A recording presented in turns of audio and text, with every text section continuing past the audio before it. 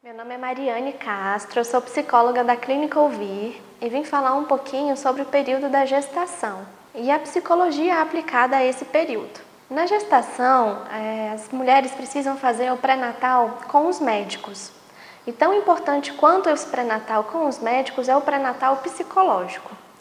No pré-natal psicológico se faz um acompanhamento desde as primeiras semanas, acompanhando cada semestre da gestação, porque cada semestre há mudanças para as mulheres e para as mães.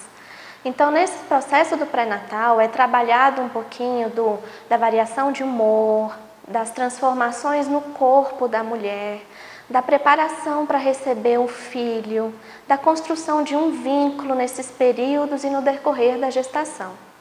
Eu vou falar hoje mais especificamente sobre o parto e o pós-parto.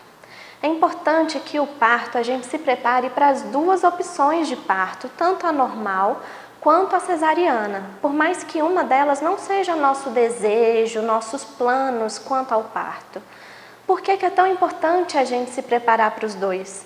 Porque a gente, quando lida com algo desconhecido, é muito maior a chance de se frustrar, de sentir medo, de ansiedade, quando a gente está preparado e pensou, pelo menos, na possibilidade de ocorrer as duas opções, por mais que a gente saiba que a gente vai passar por somente uma delas.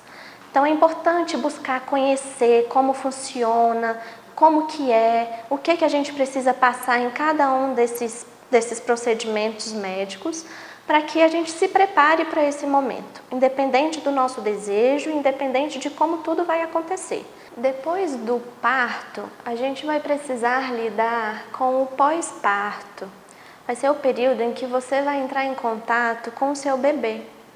E durante toda a gestação, a gente constrói um bebê imaginário. A gente imagina como o bebê vai ser fisicamente.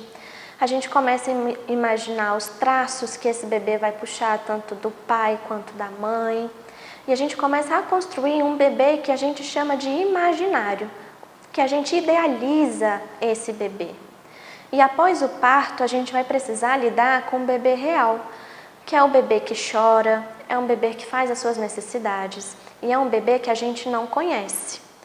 Nesse período em que a gente vai precisar conhecer esse bebê, a gente chama de adotar o nosso filho.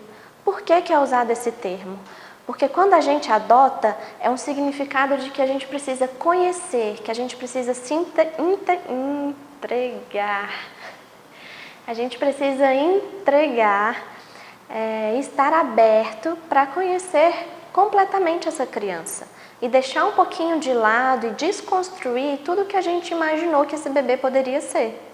Porque, por mais que a gente imagine, nem sempre o bebê vai ser exatamente da forma exata como a gente imaginou, como a gente planejou.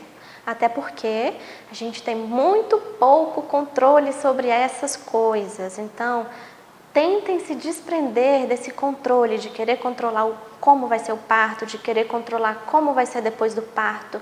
Vivenciem, experimentem essas fases, esses momentos.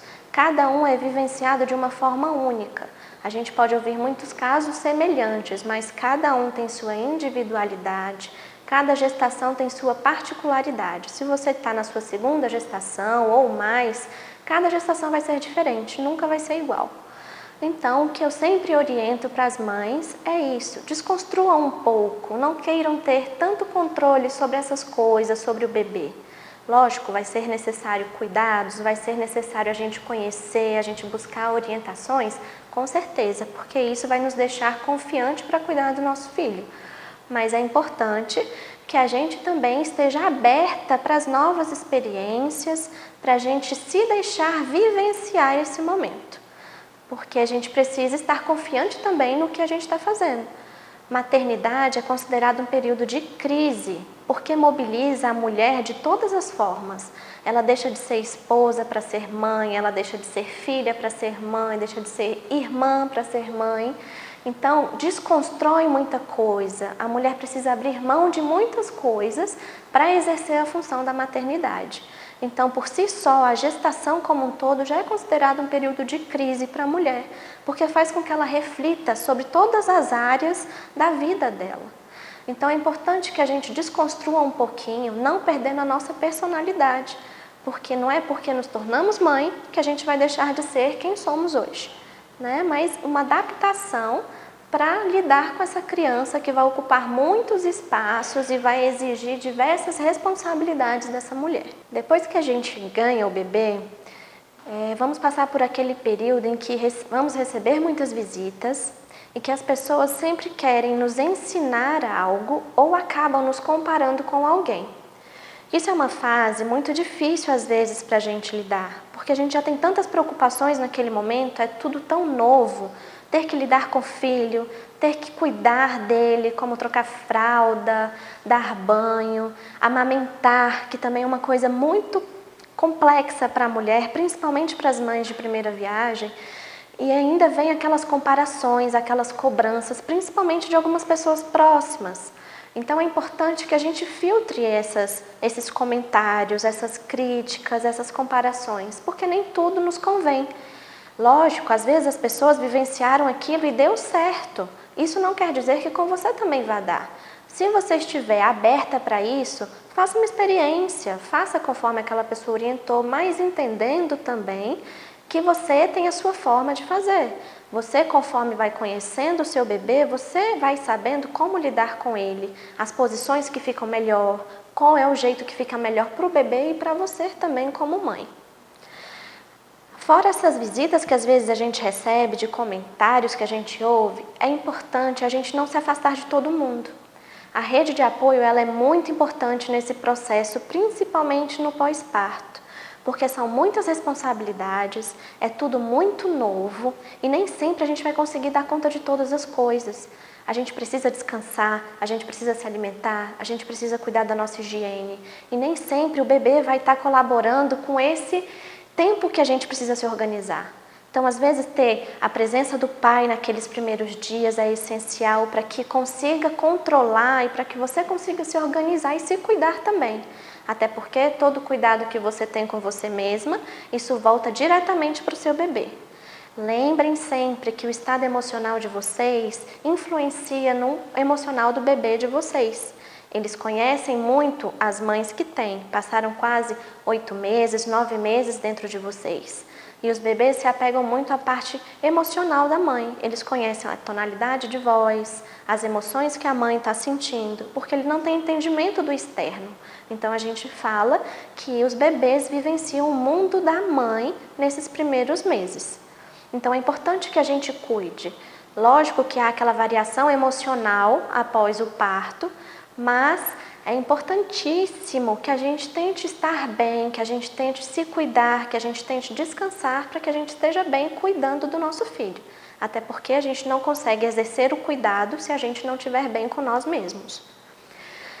Fora essas questões todas e esses períodos da gestação, nós temos também os adoecimentos emocionais, que é importante a gente estar atento.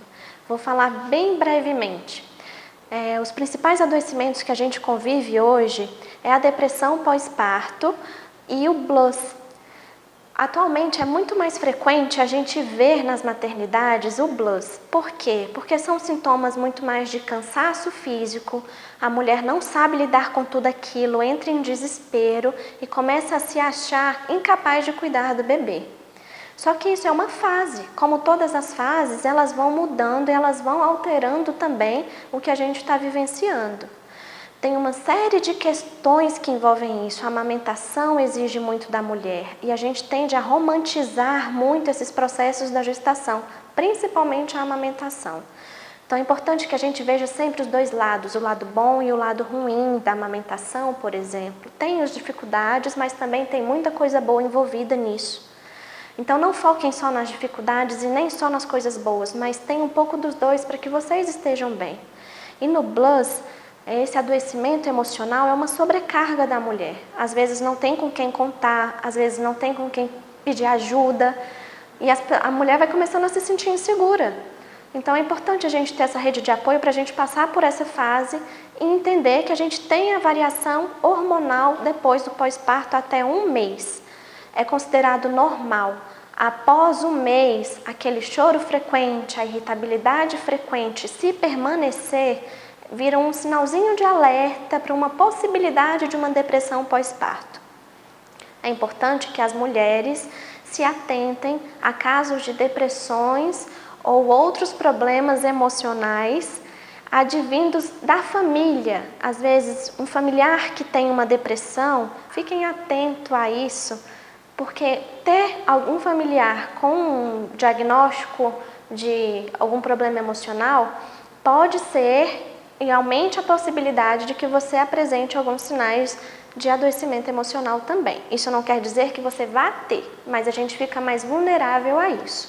Fiquem atentas a esses sinais. A depressão, ela não é só uma fadiga e um cansaço de estar cuidando do seu bebê. A depressão, ela é muito mais agravada. Ela vem com insônias frequentes, com pensamentos ruins em relação a você e ao seu bebê.